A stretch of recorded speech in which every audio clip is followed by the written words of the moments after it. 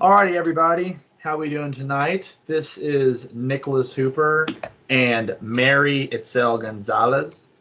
We are going to talk about putting things before Christ and their repercussions. Itzel, today we're going to be asking you about seeking a blessing through Jesus. What do you have about that? Well, being 22, I'm constantly thinking about what's my purpose here on earth.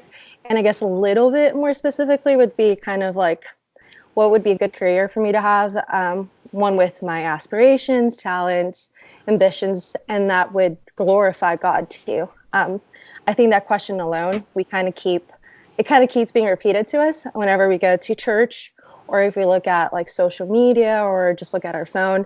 As Christians, we're called to be servants to others and how to bring heaven on earth, how to work for the kingdom.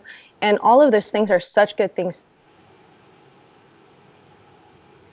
to be hard workers. And he also said, like in Genesis 1:26, he said, "Let us make man in our image after our likeness, and let them have dominion over the fish of the sea and over the birds of the heavens." So that alone, like, we're called to be workers, and that's always such a good thing to do and to embody.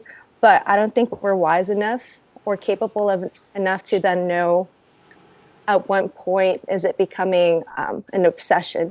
At what point are we putting our faith more in that career or that job or that purpose over God?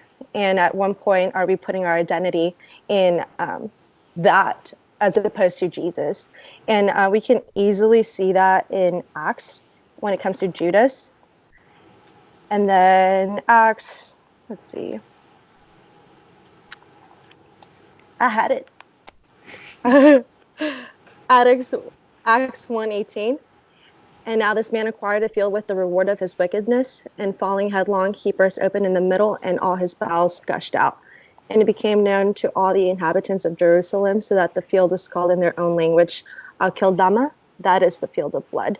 So, like, I guess, like, with laying that down to Jesus, like having that relationship with God, will have more of a awareness or protection of, when is this becoming an obsession? But Judas was around him all the time, like, why did he fall astray? And I guess that's like something that I could ask you, Hooper. Pretty Judas much. still, I guess, in a way, selling his salvation. Okay, sorry, you cut out there for a hot second. Say that last part again, real quick. So Were you asking me about Judas? Is that what you're saying? yeah, so basically, I just want to ask you, like, what do you think about that? Because, like, as I said earlier, we don't have the wisdom to know when our want or the blessing that we're praying for becomes an obsession. And and to only know that is to come into a relationship with Jesus. But I guess I'm going to ask you, like, Judas was around Jesus. He was one of the 12 apostles, and he still sold his salvation. So I guess, what do you think about that? Because that kind of, and for me, would cause a little bit more of a worry or caution over the things that we pray for or seek for. Yeah. Mm-hmm. Judas is written out through quite a bit of the Bible. There's Matthew, there's Acts. There's quite a few areas that he's written in.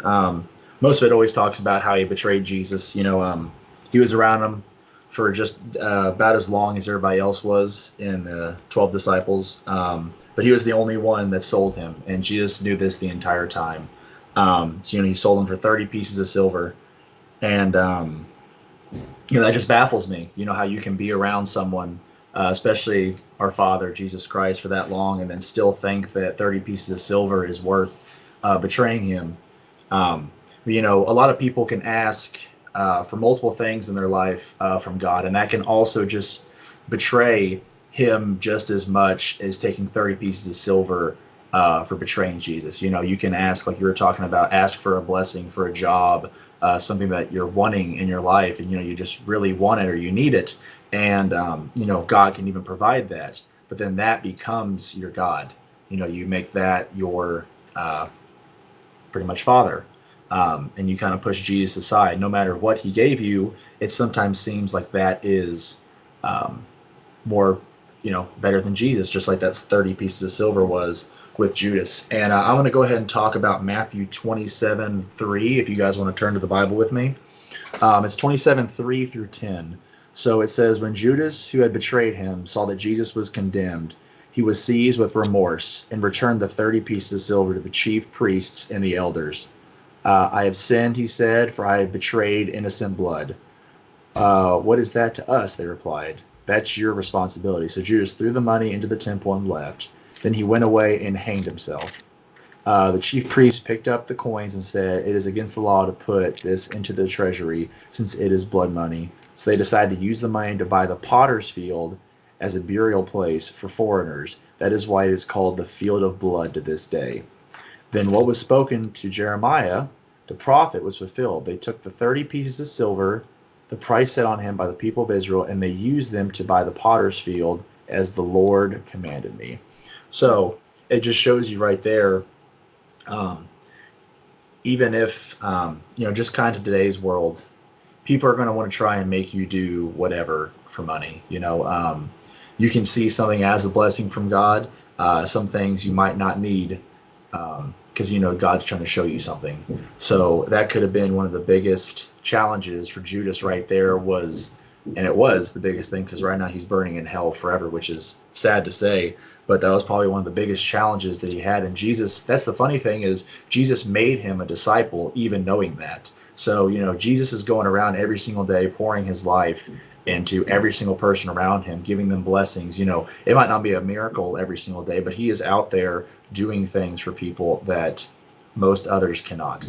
Actually, no one else can do what Jesus can, but you get what I'm saying. And it's just, it's nuts to think of that was Judas's last challenge, and he failed it. But then you even see right there how he says he went back and threw the coin at him. But he was so, and this is the part where it gets people, is, Jesus still loved Judas with all of his heart. He would have still died for him to this day. But whenever we go through times of remorse and regret and everything, we always just seem to try and figure it out ourselves. We try to constantly deal with it ourselves. We try to do it with our own body.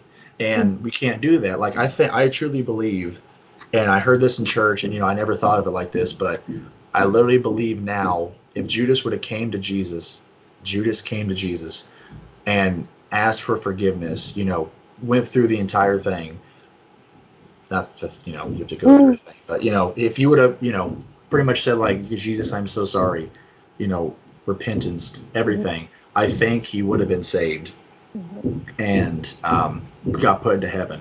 But because he didn't, and he thought what he did was so bad, he went and hung himself and then died. And then now he's burning in hell because he never pronounced that Jesus was his father. Even though as soon as he knew that, because that's usually what happens to people, is they try to go they try to go through all this by themselves for so long.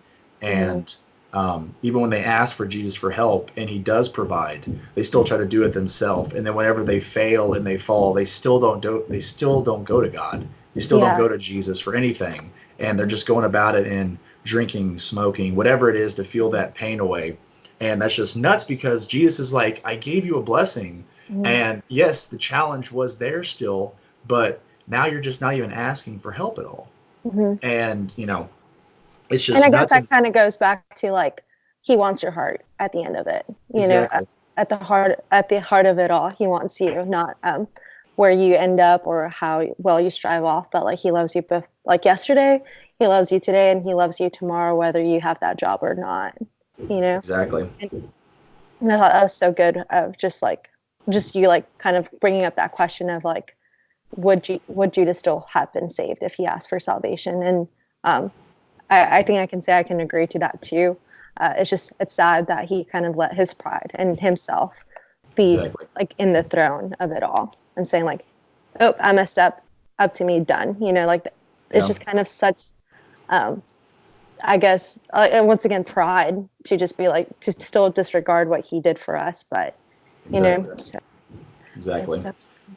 That is nuts about what he did. Because again, and that's what's awesome is, but also bad is, there's so many people out there that claim that they're Jesus followers, and they went through it just like Judas did. He did it for what he wanted out of it. He never did it for the love that Jesus was going to die for him and then did die for him. So, Yeah. mostly to you guys out there, I just say if you do give your life to Christ, and when you give your life to Christ, you're going to fail. You're going to fall. You're going to get praise. You're going to have challenges thrown at you. You're going to get blessings. You finally might get that job, that car, that girl, whatever it is. And, or man, if female are watching this, yeah, my bad. And, but it's always good because you go back to them to always give thanks, or even thanks for a challenge. Like if you fail, be like, God, thank you for showing me this failure. Or It sounds, teach me dependence on you. yeah. At the end, like we're so weak and we're so small that like it's good to be reminded how much we need him, Exactly. and that how much he's still there for us, Yeah, exactly. It sounds redundant to ask, thank the Father for me failing, but it kind of humbles you and takes your pride away from it whenever you do that, because, and if you truly mean it, like I can just say thanks God for this failure, like anybody can say that, but when you actually mean it and you got something out of it and you learn from it so you won't do it again, that's the true growth of a follower of Christ. And that's pretty much what the main thing is that he wants us to do, is every day pick up our cross and follow him. And, what happens, and then just always run back to him. Because if you stop running from him, you're going to do what Judas did, and you're going to die in a place you don't really want to go. So, Itzel, thank you for being on here. I appreciate you spending some time with me today, making this little video. Again, if you guys have any questions in the comment bar, you can go ahead and put that in for me or Itzel, and we'd happily answer them for you. If you want to have more of a personal question, you can DM us also. But thank you all for coming out today, and have a good night.